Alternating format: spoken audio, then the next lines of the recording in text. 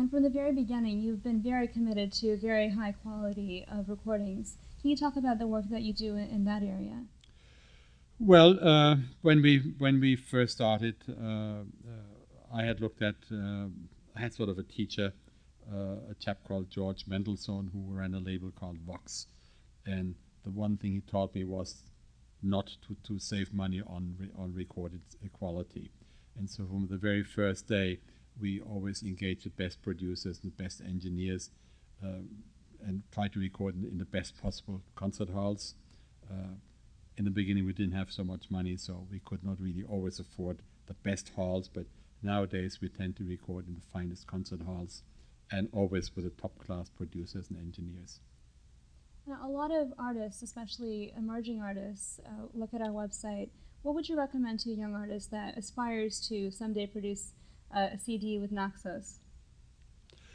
Well, first of all, they have to find a way to promote themselves. If a record company does not promote them, they have to figure out themselves how to be on Facebook, how to get on YouTube, how to get on MySpace, all these internet platforms. Practice hard, maybe invest money in a trial recording. If they have a recital, see whether they can get permission to record it, so they can send a recording to a record company. They should be internet savvy, if possible, know how to run their own website. If somebody builds it for them, they should know how to update it, how to upload things. So it's really very important today for a young musician, if they want to make a career. And let's talk a little bit about video, because you've recently launched the Naxos Video Library in addition to the music library, and video is becoming so prominent these days. What do you think about video compared to audio?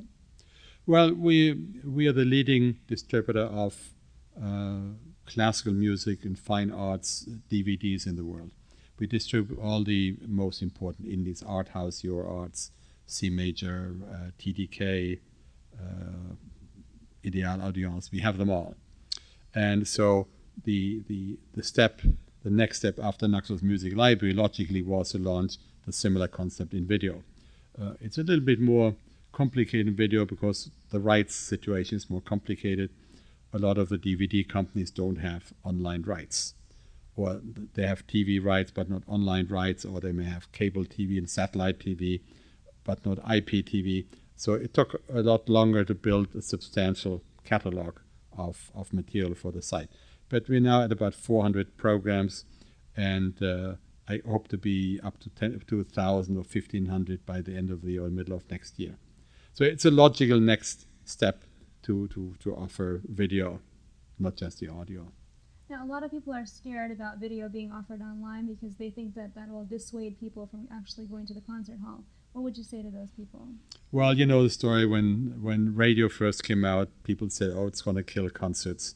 When television came out, it said, oh, it will kill the cinemas. Well, it's the same thing. You know, it's people watch the video. It's not the same thing as being at a live performance. Of course, there's now, you can watch the Metropolitan Opera performances in high definition in cinemas, but people still go to the opera. So I think these things just whet people's appetite. Maybe once they watch an opera, maybe not full high definition, say, oh, this is really good, I want to go to the opera house. I think you win a few additional customers, you may lose a few, but on the whole, I think it's a positive thing. And you have always been so committed to leading Naxos into the next generation of whatever technology might throw at you. What keeps you so committed and so energetic about as you go through this process? Well, it makes life exciting. I mean, if all I were doing was produce recordings and sell them on CD, I would have retired a long time ago. But now, every day, somebody comes up with a new idea how to make classical music accessible, launching ebooks with embedded music, USB sticks. We just released our first USB stick product in Japan. We just launched a TV gramophone in China. So there's, I mean, the possibilities are virtually unlimited today. And that's what makes it so exciting. There's a newsletter called Digital Music News. And every day you read about people, new ideas people have to how to promote music. Did you ever think you'd be sitting here today and talking about such an incredibly successful company when you first started Naxos? No, it was just an idea to sell CDs at the price of an LP. That was a basic idea. But I had other businesses, fortunately, at the time that made a lot of money for me, in which I was able to invest in the record business. Because otherwise I couldn't have built this enormous catalog and the distribution network.